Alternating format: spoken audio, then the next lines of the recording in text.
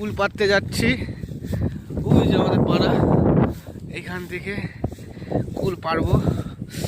মাঠে কুল গাছ, পায়ে লাগলো। অনেক কষ্টি হবে না কুলটা। সো গাইস, রোদের মধ্যে ফাটছে বিরাট। ওই দেখো 87 চলে যাচ্ছে কুল গাছের দিকে যাচ্ছি। কুল মাখার জন্য ফাইনালি কুলটাকে প্রথমে জল দিয়ে ধুয়ে নিলাম। ওহ, কালারটা দেখেছেন?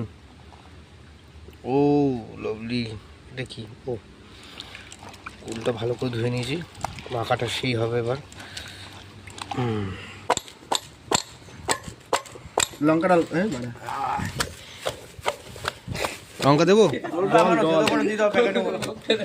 একবার দিদি, লঙ্কা ভাটিদের সাথে।